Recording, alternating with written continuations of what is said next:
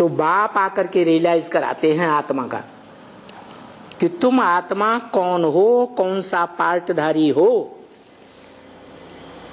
कौन सा स्पेशल तुम्हारा पार्ट है, और जन्म जन्मांतर में भी तुम्हारा विशेष पार्ट क्या रहा। आत्मा पार्टधारी है ना, है? जन्म जन्मांतर चोले बदल बदल करके इस सत्यरूपी रंगमंच पर पार्ट बजाती है या नहीं बजाती है? बजाती है। तो पार्टधारी को अपने पार्ट का अच्छी तरह से रियलाइजेशन होना चाहिए या नहीं होना चाहिए? है? होना चाहिए। यही बात ब्रह्म वाक्य मुरली में बाप ने बोली है, शिव बाप ने, कि वो पार्टधारी बेवकूफ है जो अपने पार्ट को ही रंगमंच पर भूल जाए। तो हम सब आत्मा रूपी पार्टधारी है। 84 जन्मों में अलग अलग चोले बदल करके हमने पार्ट बजाए हैं, इतना जान लिया। लेकिन क्या क्या पार्ट बजाए हैं, किस जन्म में कैसे चोले पहने, क्या नाम था, क्या रूप था, क्या स्थान था, कौन से देश भूदेश के हम राजा थे, प्रजा थे, दास दासी थे, राज्य अधिकारी थे, कुछ पता नहीं। अगर पता है तो उसे बेवकूफ नहीं कहेंगे। वो डायरेक्टर की नजर में, जो डायरेक्टर पर्दे के पीछे सदैव रह करके प्रॉम्प्टिंग करता है, उसकी नजर में वो ही पार्टधारी श्रेष्ठ, जो अपने अनेक जन्मों को जान ले। जैसे मिसाल के तौर पर राम वाली आत्मा होगी, राम बाप को कहा जाता है, कृष्ण बच्चे को कहा जाता है।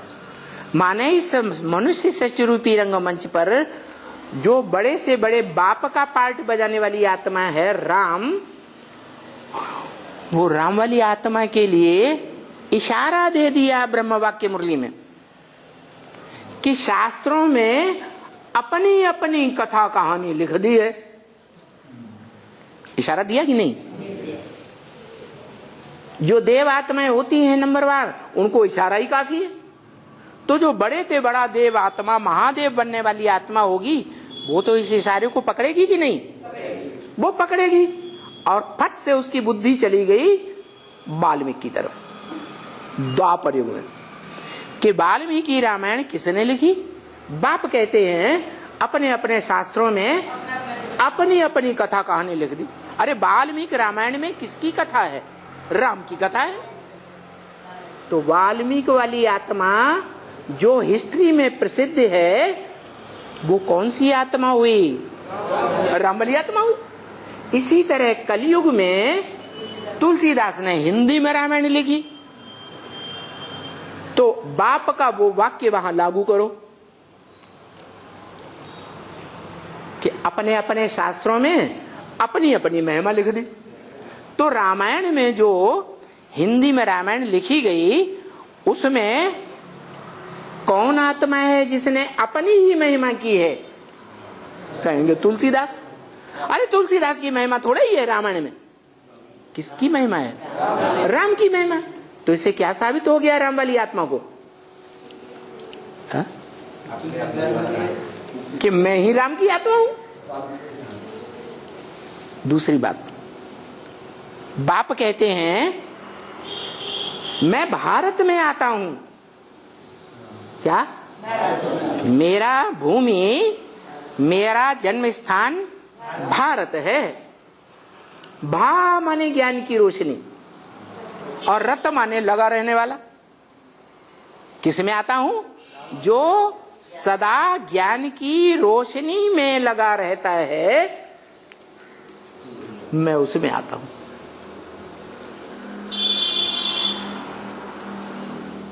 अब चलो संगम युग में तो सभी ब्राह्मण नंबरवार ज्ञान की रोशनी में लगे हुए होते हैं।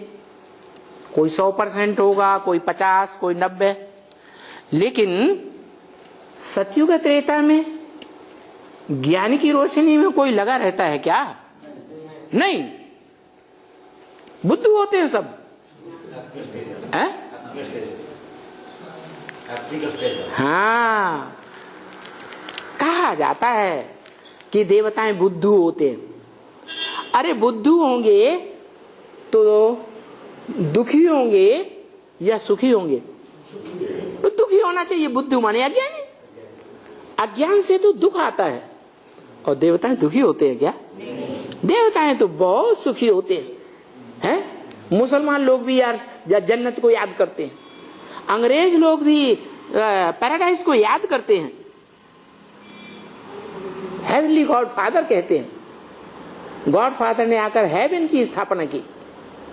तो देखो, हेवन को तो सुख का धाम कहा जाता है। सुख धाम, जहां दुख का नाम निशान होता ही नहीं।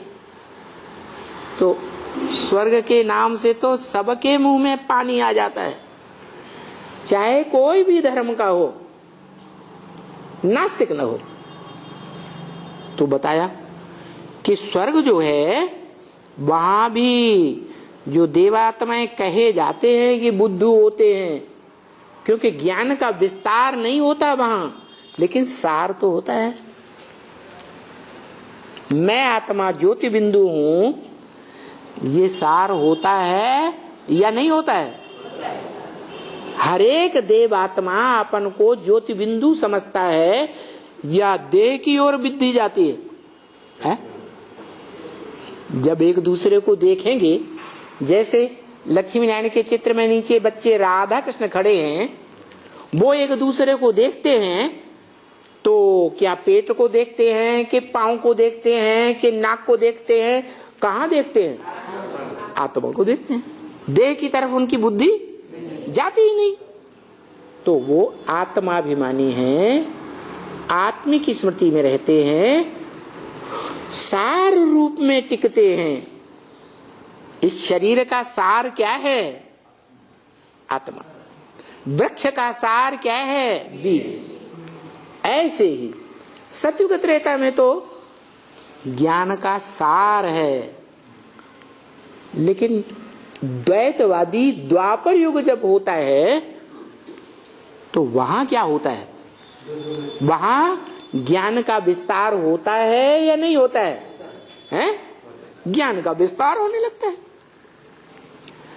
तो जो ज्ञान का विस्तार होता है, उस ज्ञान का विस्तार करने में कोई आत्मा अग्रगण्य होगी या नहीं होगी? सबसे आगे जाने वाली।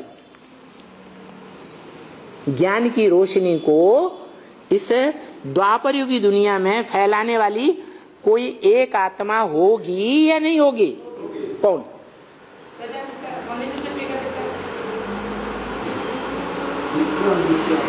है?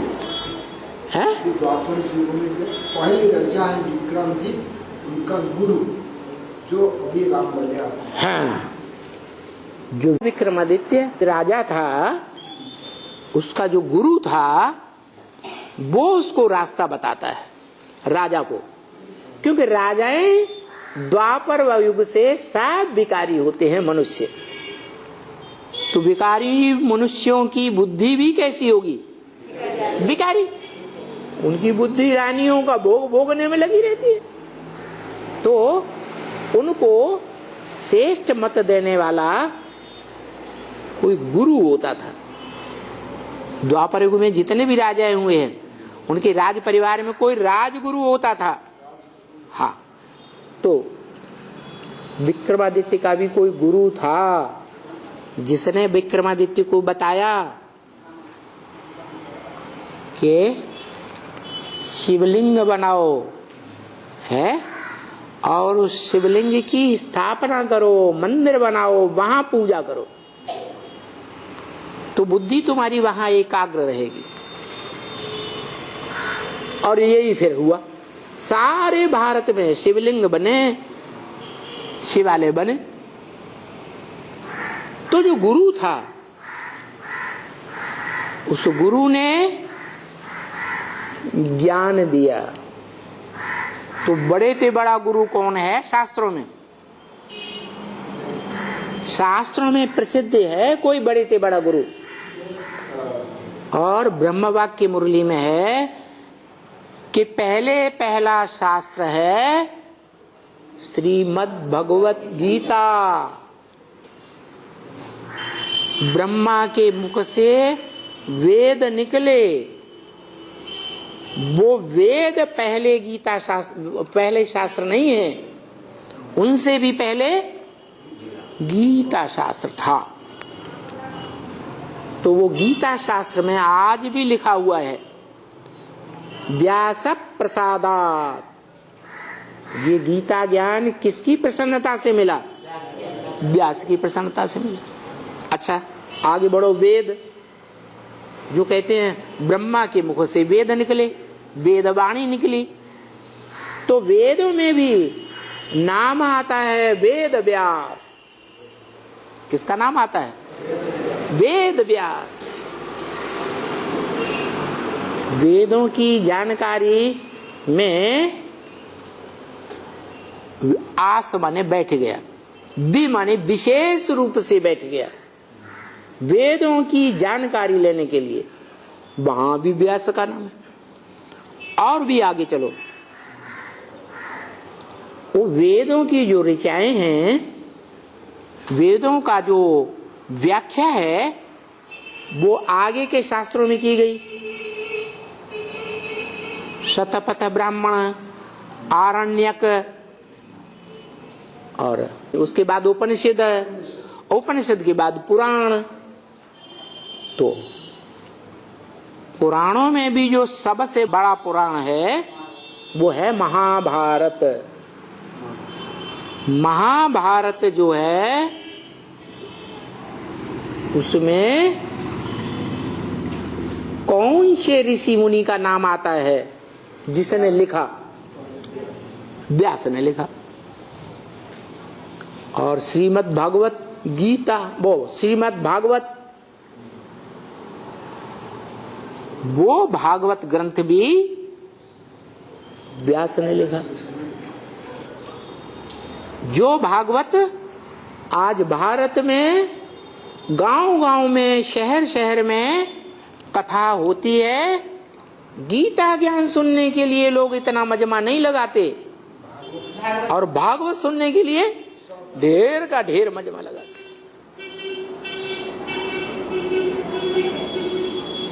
अभी वो भागवत की कथा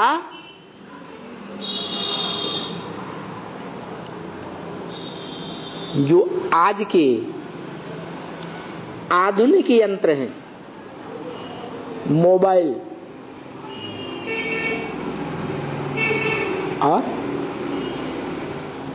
और क्या बड़े स्क्रीन वाला क्या है? कंप्यूटर, टीवी, उन यंत्रों के द्वारा उनका दुरुपयोग करके अफवाहें फैलाने के काम में ज्यादा लिया जा रहा है, और सच्चाई को जानने के लिए निल। जबकि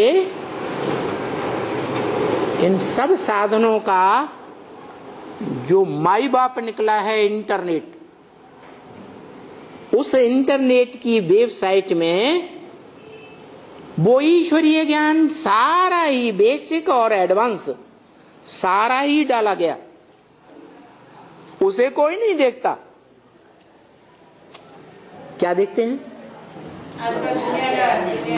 जो अपन को ब्रह्मा कुमार कुमारी समझते हैं, प्रजापिता ब्रह्मा कुमार कुमारी समझते हैं, एडवांस ज्ञानी भी समझते हैं, वो कोई वेबसाइट को पूरा नहीं देखते। जो बोला है ब्रह्म वाक्य, बड़े से बड़ा बम है परमात्मा प्रत्यक्षता बम। जैसे दुनिया में बम फूटता है तो इतनी जहर भरी बदबू निकलती है कि सूंघते ही खलास। ऐसे ही ये बेहद का परमात्मा प्रत्यक्षता बम्ब है, जो फूटता है तो ऐसी बदबू निकलती है भयंकर कि जो उस ग्लानि को सूंघता है, देखता है, पढ़ता है, बस क्या हो जाता है? माया अनिश्चय की गोद में सुलाए देती है या जिंदा रखती है? अनिश्चय की गोद में सोने लग पड़ते हैं, या तो कम से कम बेहोश जरूर होने लगते हैं। सुन सुन करके चेहरा ही उतरने लगता है।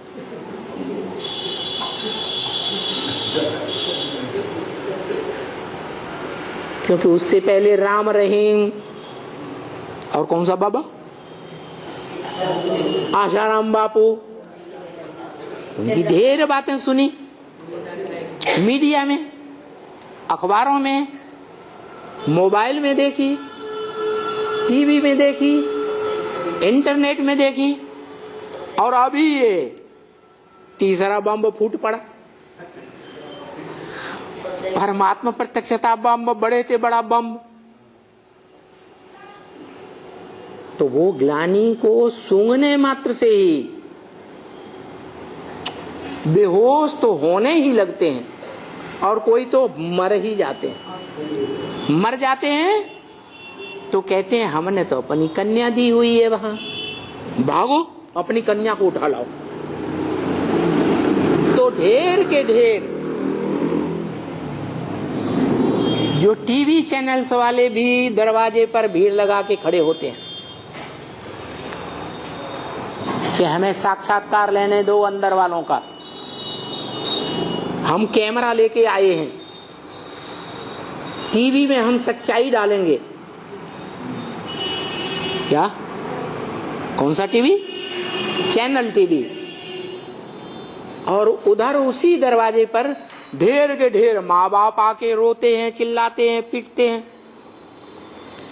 हमको हमारी लड़की वापस करवाओ, हम अपनी लड़की को दे लेके जाएंगे। अब हमें विश्वास उठ गया। बहुत से आते हैं, हमने इतना पैसा दिया था, हमारा पैसा वापस करो। भगवान भगवान हम कुछ नहीं जानते। पूछा जाता है भाई काहे के लिए दिया था, तो नहीं बोलेंगे काहे के लिए दिया था, क्योंकि बताएंगे तो बोला जाएगा जिस काम के लिए तुमने दिया था उस काम में खर्च कर दिया गया। ईश्वरीय सेवा के लिए दिया था तो ईश्वरीय सेवा में खर्च कर दिया, अब कहां से लाए? तो भीड़ लगने लगती है। कहां? अरे वहीं जहां ब्रह्म वाक्य है। माउंट आबू से इसी वर्ष ब्रह्म वाक्य बोला, ब्रह्मा कुमार कुमारियों के सामने ही गुलजार दादी के द्वारा बोला। दिल्ली में राजधानी बाप दादा स्थापन कर रहे हैं। कहां कर रहे हैं? दिल्ली में राजधानी स्थापन कर रहे हैं। अरे राजा की राजधानी राज्य स्थापन होता है तो कोई नया राज्य ऐसे ही स्थापन हो जाता है बिना लड़ाई के? है? लड़ाई लड़नी पड़ती है कि नहीं लड़नी पड़ती है? तो ये सालों से बोलते चले आए हैं ब्रह्म वाक्य। क्या? महाभारी महाभारत ब्राह्मणों की दुनिया में गृह युद्ध के रूप में सामने खड़ा है। तो ये बड़ी लड़ाई इंटरनेट में, अखबारों में, टीवी चैनल्स में, मोबाइल्स में और पब्लिक की चकचक में चारों ओर ये आवाज फैलती है। और रामवाली आत्मा ने, तुलसीदास ने रामायण में क्या बोला? सदगुरु निंदा सुनिय न काना, होय पाप गौ घात समान। लोगों ने समझ लिया गौ तो जानवर है, तो जानवर को मारने से क्या पाप होगा। आज तो भारत में गौएं कटाने के कसाई खाने ढेर के ढेर सरकार ने खोल रखे हैं। उनका मांस काट काट करके विदेशों में भेजा जा रहा है। उससे कोई पाप बनता है क्या? है? पाप ही पाप बनता हो तो ये दुनिया कैसे चल रही है? तो कोई नहीं मानता, क्योंकि किसी की बुद्धि में नहीं है कि जानवर गौओं को भगवान ने नहीं पाला था। भगवान ने तो ह्यूमन गौओं की पालना की थी। गौ क्यों कहा? क्योंकि जानवरों के बीच में एक गौ ही ऐसा जानवर है जो सीधे साधे गौ स्वभाव का होता है। वो भी विदेश की गौएं नहीं, जर्सी गायें। क्या नाम है? जर्सी, जरा सी गाय और बाकी सब पता नहीं कौन सा जानवर है।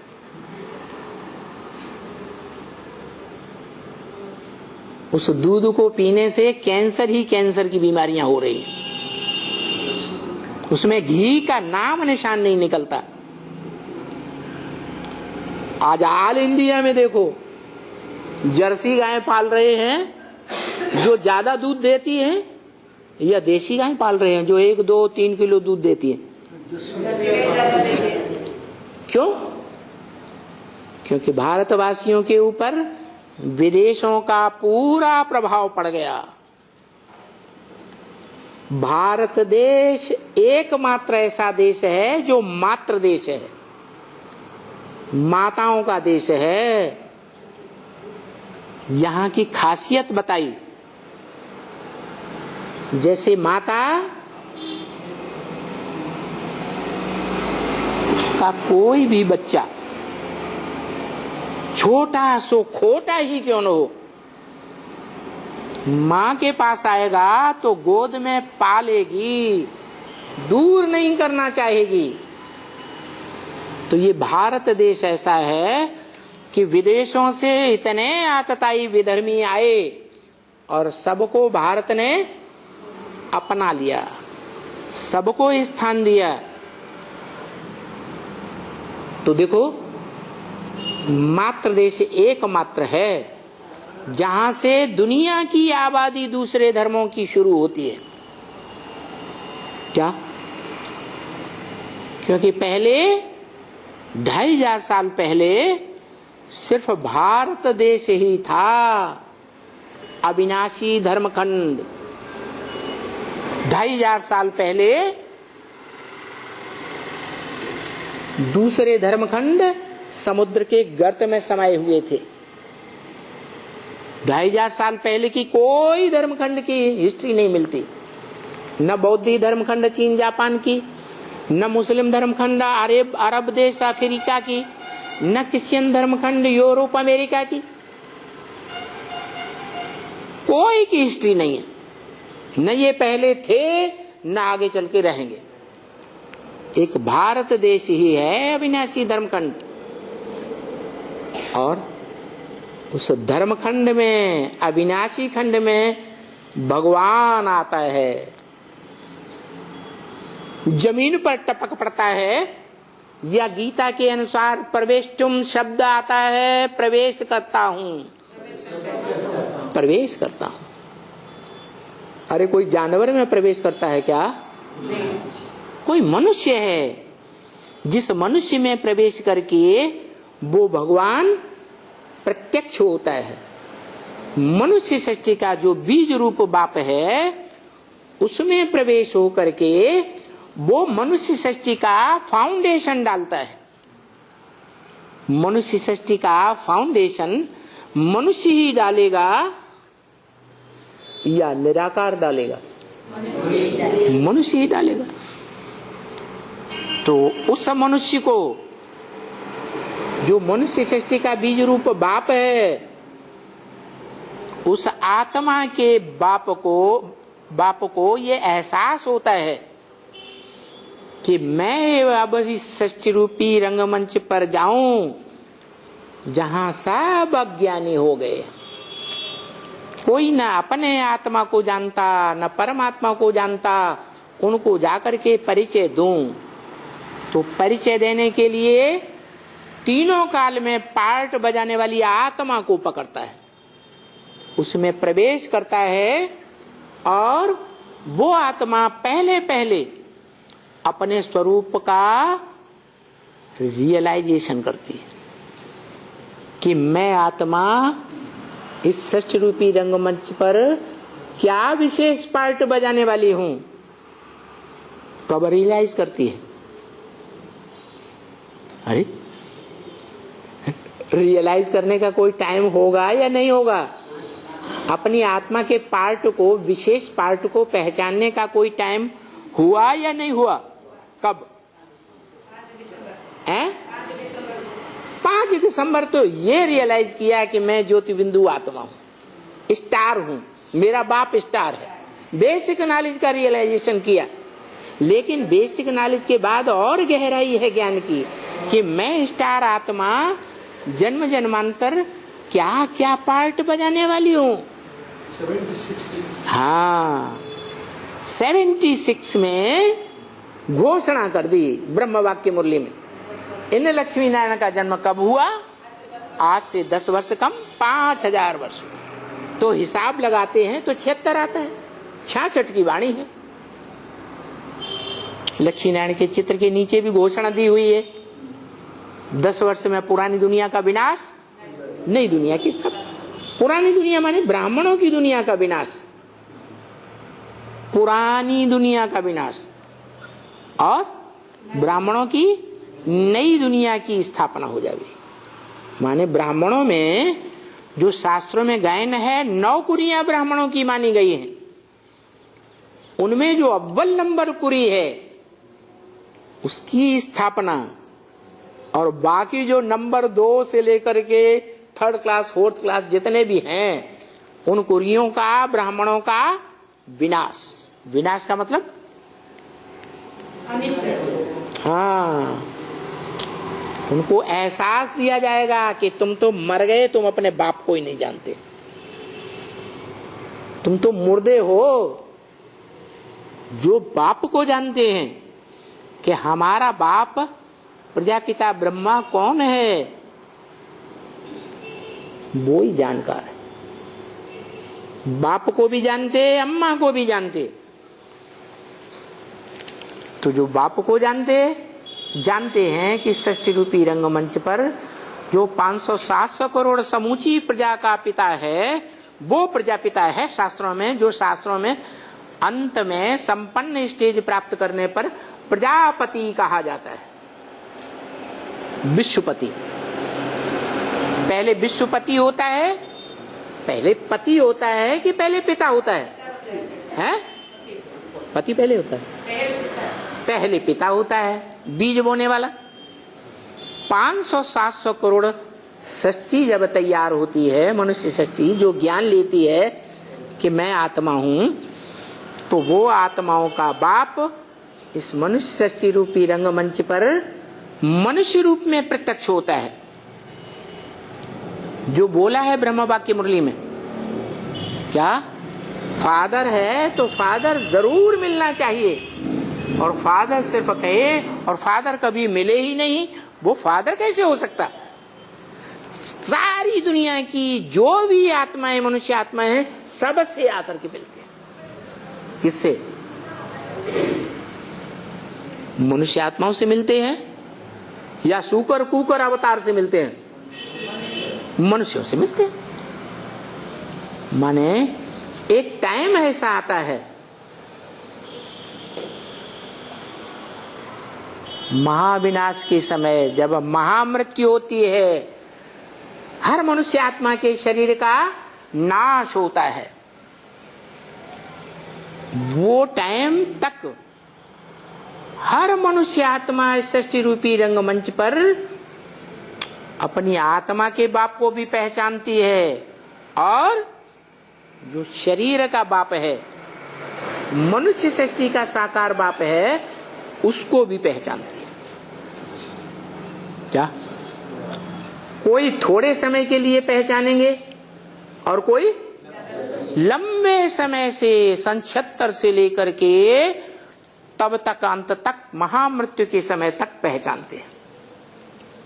तो देखो जितनी गहराई से पहचानते हैं उतनी ही गहराई से याद कर सकते हैं। ज्यादा ज्ञान होगा, पहचान होगी तो याद भी गहरी आएगी। पूरी पहचान नहीं होगी तो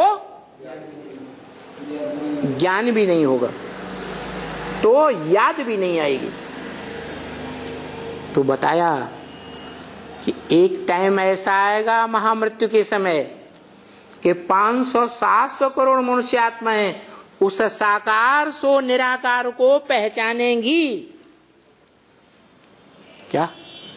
चाहे वो किसी धर्म में कन्वर्ट होकर के भारतवासी गए हों, भारतवासी ही कन्वर्ट हुए ना, वो आत्माएं भी अंत समय में पहचानेंगी। और जो अपने अपने धर्म के पक्के हैं वो भी पहचानेंगे। जो हमेशा ही कहते आए कि गॉड इज निराकार,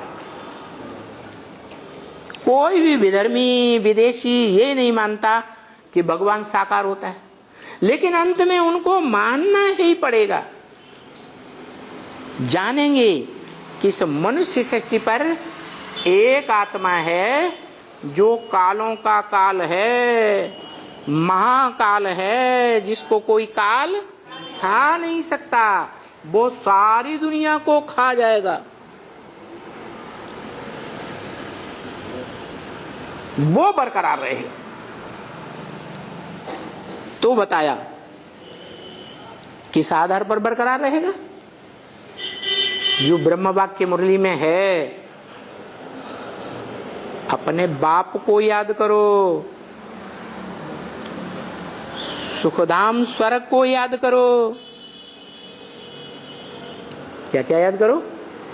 बाप को याद करो, सुखधाम स्वर्ग को याद करो, और अपने घर को याद करो जहां तुम्हें जाना है। हे ज्योति बिंदु आत्माओं, जहां तुम्हें जाना है उस घर को याद करो। तो तीन को याद करें या एक को याद करें? तो तीन क्यों कहा? कि तीनों ही कोई एक है जिसमें तीनों ही स्वरूप समाये हुए हैं। वो स्वरूप आज भी मंदिरों में पूजा जाता है, शिवालयों में शिवलिंग, जिसको गीता में कहा है अव्यक्त मूर्तिना। क्या? वो लिंग अव्यक्त मूर्ति है। मूर्ति माने साकार, अमूर्त माने निराकार। वो अव्यक्त क्यों कहा? क्योंकि उस लिंग मूर्ति में हाथ पांव नाक आंख कान इंद्रियां दिखाई ही नहीं देती, इसलिए वो अव्यक्त मूर्ति है। वो आत्मा जो लिंग रूप बड़ा रूप है शरीरधारी, वो आत्मा निराकारी स्टेज में ऐसी स्थिर होती है कि उसे इंद्रियों की स्मृति रहती ही नहीं, इसलिए वो अव्यक्त मूर्ति है। लिंग भी है, बड़ा रूप भी है और बिंदु भी है। जो सोमनाथ मंदिर में साकार रूप में दिखाया गया वो बिंदु भी है और बड़ा रूप भी है। जो ब्रह्म वाक्य मुरली में बोला कि छोटे रूप को याद नहीं कर सकते हो तो बड़े रूप को याद करो। जिस बड़े रूप में मैं आता हूं, चित्रों में भी दिखाते हैं। गीता के मुख पृष्ठ पर क्या चित्र दिखाते हैं? अर्जुन का रथ है, शरीरम रथम विद्धि, शरीर को रथ समझ, शास्त्रों में लिखा है। तो अर्जुन का जो शरीर रूपी रथ है उसमें वो प्रवेश करता है और उसकी इंद्रियों को चलाता है। इंद्रियों रूपी घोड़ों को उनकी लगाम अपने बुद्धि रूपी हाथ में लेता है। ये चित्र दिखाते हैं ना, तो इससे साबित होता है कि वो जो निराकार शिव है वो कोई मनुष्य शरीर में आता है। जो मनुष्य शरीर ज्ञान का अर्जन करता है, इसलिए अर्जुन कहा जाता है।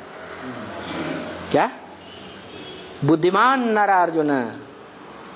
बुद्धिमान ही अर्जन करेगा कि बुद्धू अर्जन करेगा? बुद्धिमान होगा वही धनार्जन करेगा। आज के बुद्धू लोग क्या साहूकार बन पाते हैं? नहीं। तो अर्जुन का नाम पड़ा है क्योंकि उसने ज्ञान धन का अर्जन किया है। अर्जुन नाम इसलिए पड़ा है कि ज्ञान धन का अर्जन करके वो भाग्य, सद्भाग्य का अर्जन करता है। क्या? जन्म जन्मांतर का सद्भाग्य कमाता है। तो ऐसा सद्भाग्य कराने वाला अर्जुन, उसकी तरफ इशारा करके गीता में बोला क्या बोला है? इदम शरीरम कौन्तेय, हे कुंती पुत्र अर्जुन, ये जो तेरा शरीर है क्षेत्र है। जो गीता का पहले अध्याय में बोला धर्म क्षेत्रे कुरुक्षेत्रे, जो भी अनेकानेक धर्म इस दुनिया में फैले हुए हैं, उन धर्मों के युद्ध क्षेत्र में, उन धर्मों के आधार पर जो कर्मकांड बनाए हैं कि भाई मरने के बाद जलाना चाहिए, मरने के बाद जमीन में गाड़ना चाहिए, मरने के बाद तालाब या कुएं के पास छोड़ना चाहिए, पारसियों में बोला है। तो ये जो कर्मकांड हैं धर्म के आधार पर, और सब आपस में लड़ाई लड़ रहे हैं, सब धर्म वाले, कि हम जो कहते हैं, हमारा धर्म जो कहता है वो सत्य है, एक दूसरे को काट करते हैं और बड़े बड़े युद्ध होते रहते हैं। तो बोला अब ये बड़ा भारी युद्ध भगवान कराने के लिए आया हुआ है। ये युद्ध इस क्षेत्र से निकलता है। कौन सा क्षेत्र? अर्जुन का शरीर रूपी क्षेत्र। इस क्षेत्र का, इस युद्ध क्षेत्र का ज्ञाता कौन है, जानने वाला कौन है, इस क्षेत्र के बारे में कौन जानता है? जो शरीर रूपी ये क्षेत्र है, इसका पूरा जानकार कौन है? कौन? हाँ, वो ज्ञाता है। वो जो शरीर रूपी क्षेत्र है वो ज्ञेय माने जानने योग्य है। क्या है? जानने योग्य है। क्या जानने योग्य? कि इस मनुष्य सृष्टि रूपी रंगमंच पर कौन सा यज्ञ कुंड है, जिस यज्ञ कुंड के आदेश पर हम तन मन धन स्वाहा करेंगे तो हमारी मुक्ति और जीवन मुक्ति हो जाएगी। क्या? वो यज्ञ कुंड भी है, वो यज्ञ पिता भी है इस मनुष्य सृष्टि में। क्या? और यज्ञ कैसा है? अविनाशी रुद्र ज्ञान यज्ञ। यज्ञ कुंड भी अविनाशी है कि विनाशी? अविनाशी रुद्र ज्ञान यज्ञ कुंड है। इसका विनाश कभी होने वाला नहीं। सारी दुनिया का विनाश होगा लेकिन इस ज्ञान का विनाश नहीं होगा। सतयुग त्रेता में भी सार रूप में रहेगा। ज्योति बिंदु स्वरूप आत्मा समझेंगे देवात्मा, और द्वापर युग से इसका विस्तार भी होगा इस ज्ञान का। तो उस समय से लेकर के अंत तक भी ये जो शरीर रूपी क्षेत्र है, मुकर्रर रथ मेरा, ये मुकर्रर रथ रूपी आत्मा जो है वो अविनाशी है। इसका रथ का विनाश होने वाला नहीं है। द्वापर युग में जो बड़े बड़े युद्ध हुए, उन युद्धों में भी ये जीत पाने वाला है, हार खाने वाला नहीं। अलेक्जेंडर आया था ना, बड़ी सेना लेके आया ना, है? द्वापर युग की बात है, हजारों साल पहले की। तो किसने भगाया, किसने मुकाबला किया? कोई था जिसके डर से मुकाबला करके भाग गया? चंद्रगुप्त हुआ, चाणक्य हुआ है, चाणक्य उसका गुरु और चंद्रगुप्त राजा, तो भगा दिया गया नहीं है? ऐसे ही कलयुग में राणा प्रताप छोटे से राज्य का राजा, और अकबर सारे देश का सम्राट, लाखों लाख सेना लेकर आता था, और महाराणा प्रताप की सेना हजारों में भी नहीं, 10,000, 20,000, 30,000। उनकी सेना हजारों में और उनकी सेना लाखों में, और फिर भी पूंछ दबा के कौन भागते थे? है? लाखों की सेना वाला अकबर, उसको पलायन करना पड़ा। महाराणा प्रताप ने हार नहीं खाई। ऐसे ही शिवाजी, बीजापुर का सुल्तान, शिवाजी का बाप उस सुल्तान के यहां नौकर था।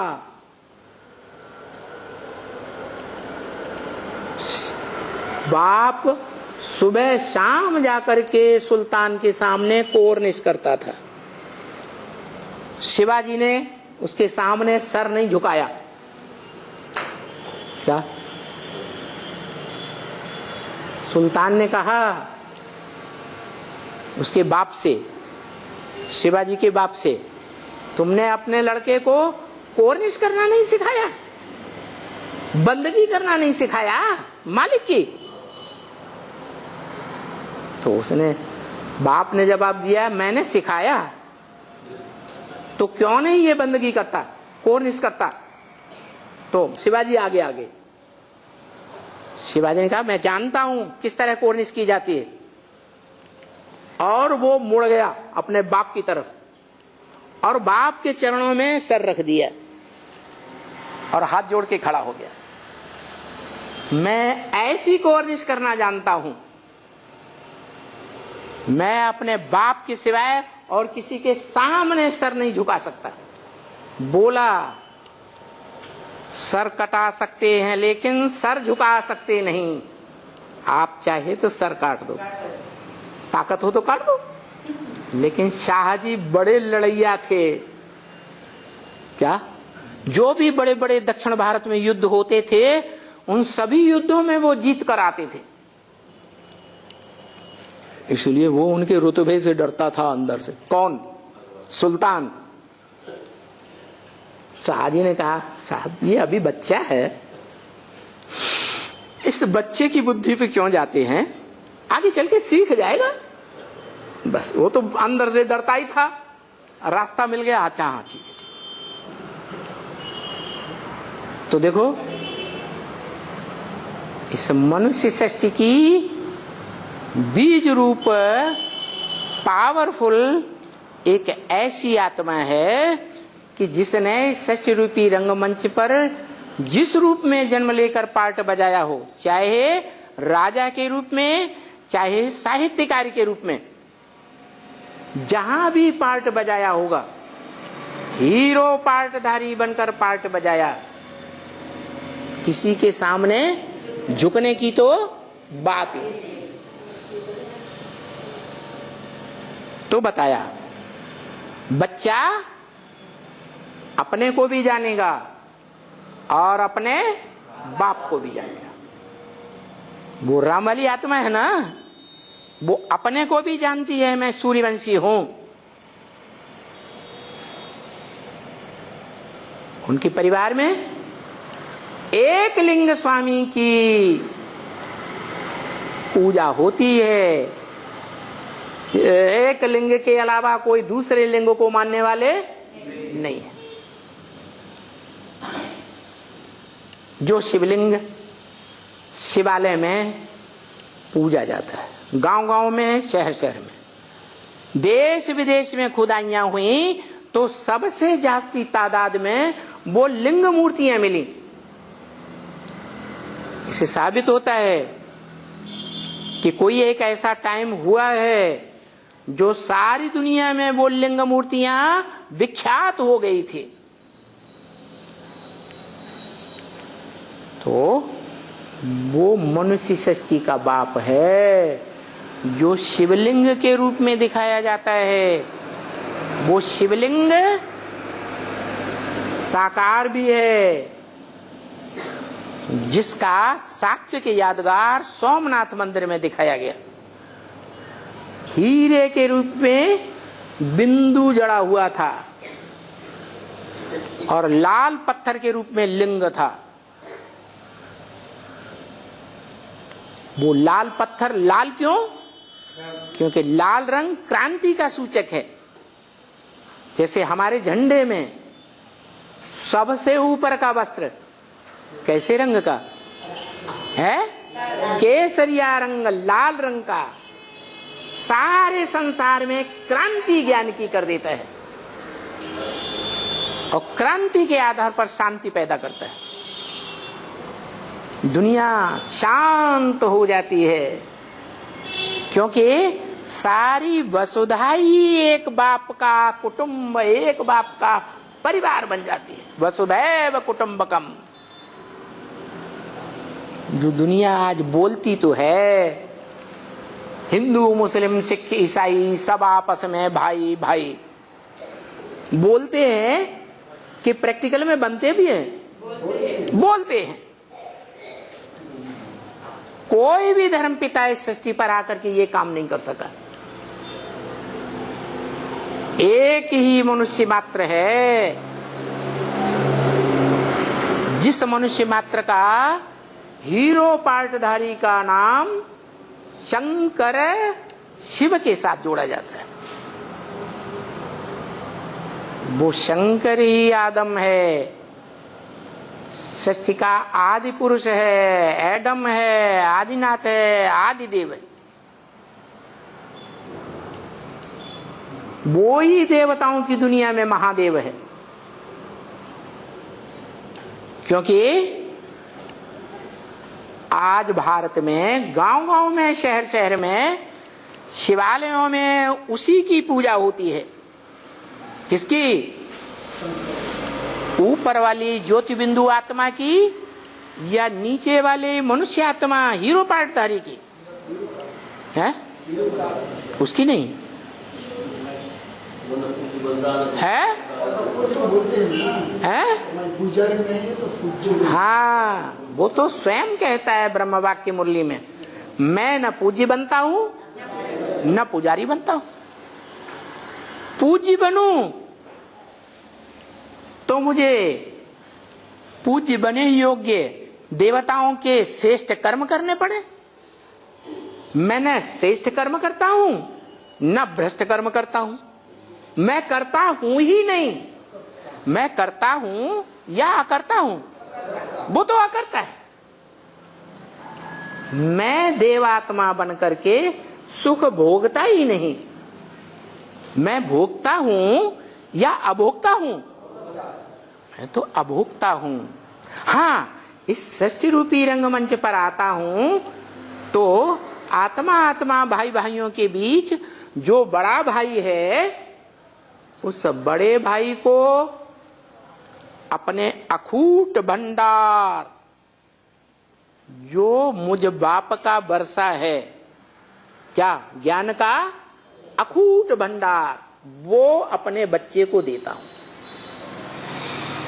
वो अखूट भंडार को वही बच्चा धारण करता है। इस मनुष्य सृष्टि पर कोई बच्चा धारण ही नहीं कर सकता। मुझे पूरा पूरा पहचानता ही नहीं कि मैं आकर क्या करता हूं। मैं आता हूं, वो कहता है मैं आता हूं, मैं इस सृष्टि रूपी रंगमंच पर प्रत्यक्षता रूपी जन्म लेता हूं, उसकी यादगार है महाशिवरात्रि। क्या? बड़े ते बड़ी अज्ञान अंधकार की रात्रि। कैसी अज्ञान अंधकार की रात्रि? जिसमें सारी दुनिया के सभी धर्म के मनुष्य मात्र तो अज्ञान अंधकार में होते ही हैं, लेकिन वो भारतवासी आत्माएं जो दूसरे दूसरे धर्मों में कन्वर्ट हो गई थी, हुई थी ना जन्म जन्मांतर, सभी धर्मों में भारतवासी ही कन्वर्ट हुए ना। वो कन्वर्ट हुई आत्माएं भी अभी ब्राह्मण बनी हैं। क्या बनी है? ब्राह्मण बनी है। नंबरवार 9 धर्म है तो 9 कुरियों के ब्राह्मण बने हैं। तो जो 9 कुरियों के ब्राह्मण बने हैं, वो 9 कुरियों के ब्राह्मण बेसिक ब्राह्मण हैं। ब्रह्मा कुमारी ईश्वरी विश्वविद्यालय में अभी भी पल रहे हैं। तुम बच्चे भी ब्रह्मा कुमारी ईश्वरी विश्वविद्यालय में पले हो, कोई इस जन्म में, कोई पिछले जन्म में। तुमने भी बेसिक नॉलेज लिया, अभी तुम एडवांस ज्ञान ले रहे हो। क्या? जो सुप्रीम टीचर है वो तुमको एडवांस नॉलेज दे रहा है। उस एडवांस नॉलेज की बतौर तुम समझ सकते हो कि मैं सूर्यवंशी आत्मा हूं, चंद्रवंशी आत्मा हूं, इस्लाम धर्म में कन्वर्ट होने वाली आत्मा हूं, या किस धर्म में कन्वर्ट होने वाली आत्मा हूं। किस धर्म में मैंने जन्म जन्मांतर जन्म लेकर पार्ट बजाया है, अभी तुम बच्चे जान सकते हो, क्योंकि तुम मनुष्य सृष्टि के जो बीज रूप बाप है उसके डायरेक्ट बच्चे हो। क्या? तुमने किसके घर में जन्म लिया? बच्चा होता है तो बाप के घर में जाके जन्म लेता है ना। कहां जन्म लिया तुमने जाकर, जो प्रजापिता ब्रह्मा कुमार कुमारी टाइटल मिल गया? अरे तुमने जैसे गर्भ में आत्मा 9 महीने पलती है, ऐसे तुमने 100 वर्ष के शूटिंग पीरियड शॉर्ट टाइम में 9 दिन की भट्टी की या नहीं की? उस गर्भ में बाप के घर में जाके पले या नहीं पले? कोई ऐसा हो जो न पला हो, वो हाथ उठाओ, कैमरा घुमाओ, हाथ उठाओ।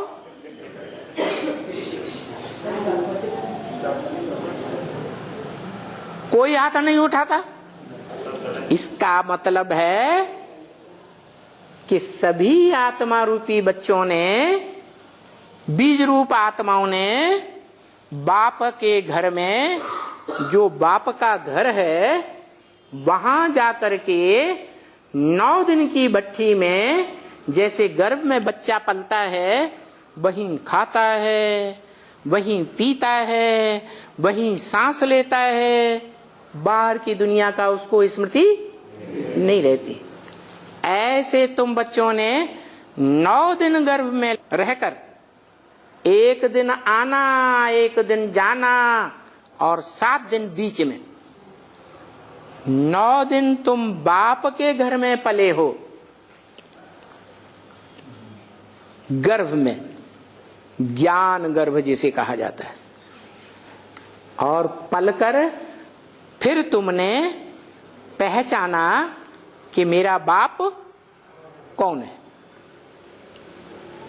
नंबरवार पहचाना।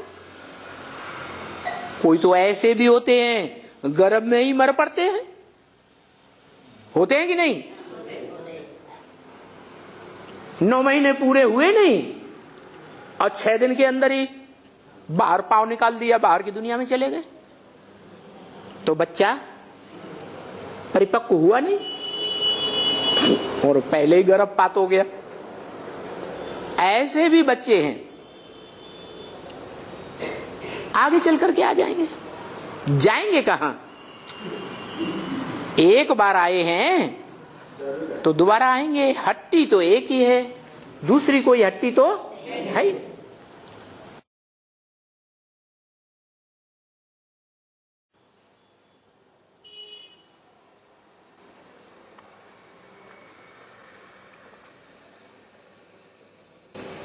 मुक्ति और जीवन मुक्ति प्राप्त करने की दुकान एक ही है। क्या? इस मुक्ति जीवन मुक्ति प्राप्त कराने वाला दुकानदार एक ही है। कौन? सिर्फ साकार या सिर्फ निराकार, या साकार निराकार का मेल है? साकार निराकार का मेल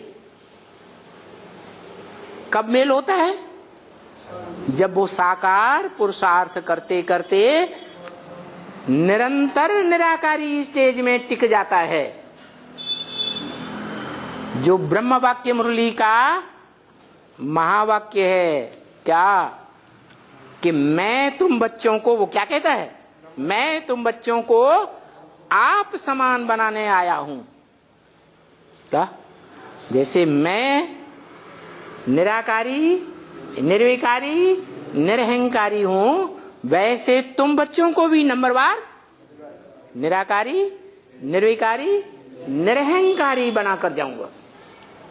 तो कोई आत्मा तो बाप समान निराकारी ज्योति बिंदु बनती होगी या नहीं बनती होगी? जो बनती है वही हीरो पार्टधारी।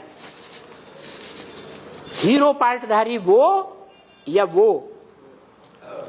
नीचे वाला साकार या ऊपर वाला निराकार है? साकार हीरो पार्टधारी। जो हीरो पार्टधारी है वो हीरा होता है। हीरा को हीरो पार्टधारी कहा जाता है, बेशकीमती। मैं न हीरो बनता हूं, बनता है? वो हीरो नहीं बनता। मैं किसी गिनती में ही नहीं आता। क्या? मैं तो निराला हूं, तुरिया हूं। मेरे जैसी कोई आत्मा सच रूपी रंगमंच पर है ही नहीं। तो तुलना किससे करोगे? है? अरे फूलों में बड़ा फूल कमल फूल कहा जाता है। तो सारे ही फूल हैं, तब तो कमल फूल किंग फ्लावर कहा गया है। और फूलों के बीच में रूहे गुलाब फूलों की रानी कही जाती है। तो सभी फूल हैं सुगंध देने वाले। क्या? क्या? उनमें गुण है ना, दिव्य गुणों की खुशबू का भंडार है उनमें। किनमें? रानियों में पवित्रता की खुशबू का भंडार है। जहां अपवित्रता होती है, वैश्याएं होती हैं, उनके शरीर में से बदबू आती है। जो सती साध्वी होती हैं वो बदबू का नाम निशान नहीं। तो बोला वैश्याओं में जात जाति का खून पड़ता है कि नहीं है? तो जात जाति का खून पड़ेगा तो खून बिगड़ेगा कि सुधरेगा? बिगड़ेगा। तो तुम बच्चों में जो राजा रानी बनने वाले हैं उनमें कोई किंग फ्लावर, वो क्या नाम, कमल के फूल हैं छोटे बड़े नंबरवार, और कोई गुलाब के फूल हैं, कोई रूहे गुलाब हैं, कोई ऐसे भी गुलाब हैं जिनमें रूहानियत की खुशबू होती नहीं, देखने में बड़े सुंदर है। क्या? देखने में सुंदर हैं लेकिन देह अभिमान कूट कूट के भरा हुआ है। देह के संग के रंग के बिना रहते ही नहीं। तो देहभान की बदबू भरी हुई है, इसलिए उनमें खुशबू नहीं आती। देखा है विदेशी गुलाबों को, लाल लाल लाल बड़े अच्छे कितने सुंदर दिखाई पड़ते हैं, लेकिन खुशबू नहीं होती। तो ऐसे ही तुम बच्चे नंबरवार फूल हो। उनमें जो अव्वल नंबर फूल है कमल का फूल। क्या शंकर जी को कौन से फूल के ऊपर बैठा हुआ दिखाते हैं? कमल के फूल के ऊपर बैठा हुआ।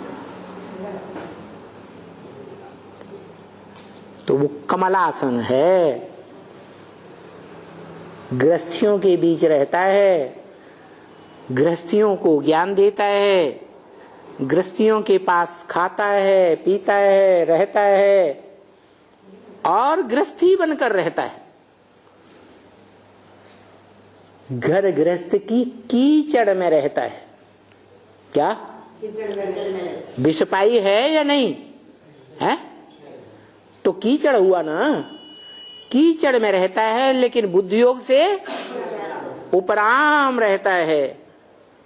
ये कमल फूल का गायन है। कमल फूल को कीचड़ में डुबो दो और ऊपर उठाओ, कीचड़ रहेगा? कीचड़ की एक बूंद भी नहीं रहेगी। तो बताया कि निशानी है, 1 सेकंड में साकारी, 1 सेकंड में आकारी, 1 सेकंड में निराकारी। ये कमल फूल जैसा जीवन बिताने वालों की यादगार है। तो बताया बच्चा अपने आप को भी पहचानता है और अपने बाप को भी पहचानता है। अपने को नहीं पहचानेगा तो बाप को भी नहीं पहचानेगा। और ये तो तुलसीदास की रामायण में ही तुलसी ने लिखा है। क्या? जेहि जानौ तेहि देव जनाई, जानत तुम्हें तुम्हें हुई जाई। क्या